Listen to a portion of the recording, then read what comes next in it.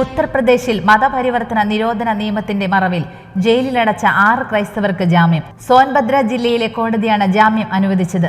മരുന്നുകൾ ഉൾപ്പെടെയുള്ളവ നൽകി വശീകരണത്തിലൂടെ ആളുകളെ മതപരിവർത്തനം ചെയ്തു എന്ന ഒരു തീവ്ര ഹിന്ദുത്വ സംഘടനയുടെ നേതാവ് നൽകിയ പരാതിയുടെ അടിസ്ഥാനത്തിലാണ് ഇവർക്കെതിരെ നടപടിയെടുത്തത്. പോലീസ് നടത്തിയ റെയ്ഡിൽ ഇവരുടെ പക്കൽ നിന്നും ബൈബിളും മറ്റു ക്രിസ്ത്യൻ ലിഖിതങ്ങളും കണ്ടെത്തിയതോടെ വ്യാജ മതപരിവർത്തന നിരോധന നിയമം ചുമത്തി ജയിലിലടയ്ക്കുകയായിരുന്നു. BJP അധികാരത്തിലിരിക്കുന്ന UP-യിൽ ക്രൈസ്തവരെ പീഡിപ്പിക്കുന്നത് സ്ഥിരം സംഭവമായി മാറി. 26 വർഷത്തെ തടവിന് ശിക്ഷിക്കപ്പെട്ട ബിഷപ്പ് റൊളാൻഡോ അൽവാരസിനെ മോചിപ്പിക്കാൻ നിക്കരാഗ്വൻ അധികൃതരോട് ആവശ്യപ്പെടണമെന്ന് ഫ്ലോറിഡയിലെ സെനറ്റർ മാർക്കോ റൂബിയോ ഫ്രാൻസിസ് മാർപ്പാപ്പയോട് അഭ്യർത്ഥിച്ചു. പാപ്പയ്ക്ക് അയച്ച കത്തിലൂടെയാണ് 57-കാരനായ ബിഷപ്പിനു വേണ്ടി മധ്യസ്ഥത വഹിക്കാനും നിക്കരാഗ്വയിൽ മതസ്വാതന്ത്ര്യം പുനഃസ്ഥാപിക്കണമെന്ന് ആവശ്യപ്പെടാനും റൂബിയോ അഭ്യർത്ഥിച്ചത്. ബിഷപ്പ് അൽവാരസിന്റെ മോചനത്തിനും നിക്കരാഗ്വയിലെ എല്ലാ കത്തോലിക്കർക്കും ആരാധന നടത്താനുള്ള അവകാശത്തിനും വേണ്ടി നിങ്ങൾ മധ്യസ്ഥത വഹിക്കണമെന്ന് ഞാൻ താഴ്മയോടെ അപേക്ഷിക്കുന്നു. ദൈവവചനത്തിൽ അഭയം പ്രാപിക്കാനും നിക്കരാഗ്വയിൽ വിശ്വാസത്തിന്റെ പേരിൽ പീഡിപ്പിക്കപ്പെടുന്നവർക്ക് വേണ്ടി പ്രാർത്ഥിക്കാനുമുള്ള നിങ്ങളുടെ ഉപദേശം പിന്തുടരാൻ ഞാൻ ശ്രമിക്കുന്നുവെന്നും റൂബിയോ പറഞ്ഞു. മുൻ വർഷങ്ങളിൽ ക്രൈസ്തവർക്ക് നേരെ ക്രിസ്മസ് ദിനങ്ങളിൽ ആക്രമണമുണ്ടായതിനാൽ വരും ദിനങ്ങളിൽ സുരക്ഷ വർദ്ധിപ്പിക്കണമെന്ന് സർക്കാരിനോട് ആവശ്യപ്പെട്ട് ധാക്കയിലെ ക്രൈസ്തവർ പ്രാർത്ഥനാ യോഗങ്ങൾക്കും ക്രിസ്മസ് ശുശ്രൂഷകൾക്കും സ്ഥാപനങ്ങൾക്കും സുരക്ഷ ശക്തമാക്കണമെന്ന ആവശ്യമാണ് ക്രൈസ്തവർ മുന്നോട്ട് വയ്ക്കുന്നത്.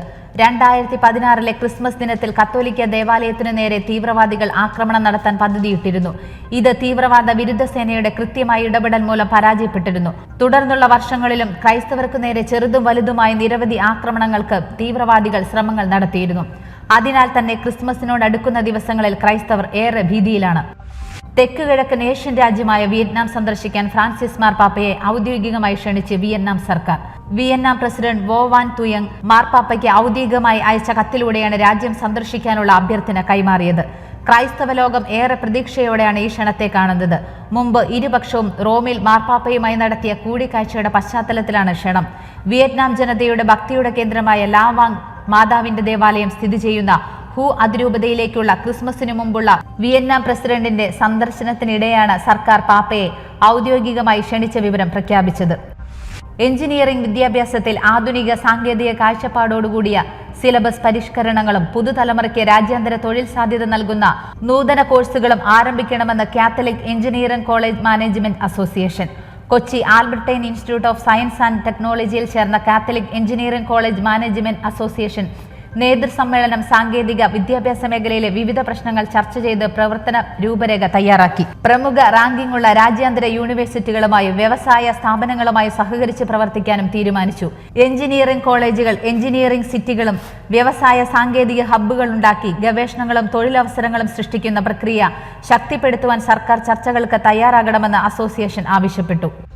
ക്രൈസ്തവ സമൂഹം രാജ്യത്തിന് നൽകിക്കൊണ്ടിരിക്കുന്ന സംഭാവനകൾ ആ സമുദായത്തിന് മാത്രമല്ല, മറിച്ച് നാടിന്റെ വികസന ചരിത്രമാണെന്നും ക്രൈസ്തവ സമുദായ ശാക്തീകരണവും രാജ്യത്തിന്റെ വികസനവും കത്തോലിക്ക കോൺഗ്രസിന്റെ ലക്ഷ്യമാണെന്നും പാലക്കാട് രൂപത അധ്യക്ഷൻ മാർ പീറ്റർ കൊച്ചുപുരയ്ക്കൽ. നവകേരള സദസ്സ് ഒരു പുനരുദ്ധാരണ യാത്രയാണെന്ന് തോന്നുന്നില്ലെന്നും മറിച്ച് കേരള സംസ്ഥാനം എങ്ങനെയിരിക്കുന്നുവെന്ന് കാണാനുള്ള ചിലരുടെ യാത്ര മാത്രമാണെന്നും അദ്ദേഹം വ്യക്തമാക്കി. ഏതെങ്കിലും പ്രത്യേക സമുദായത്തിലെ മനുഷ്യർ മാത്രം ഉൾപ്പെട്ടവരല്ല കർഷകരെന്നും കർഷകരുടെ വേദന പൊതുസമൂഹത്തിന്റെ വേദനയാണെന്നും മാർ കൊച്ചുപുരയ്ക്കൽ കൂട്ടിച്ചേർത്തു. സത്യസഭയെ അനുദിനം അറിയുവാൻ, സഭയെ സ്നേഹിക്കാൻ സൺഡേ ശാലോം യൂട്യൂബ് ചാനൽ ഇപ്പോൾ തന്നെ സബ്സ്ക്രൈബ് ചെയ്യുക.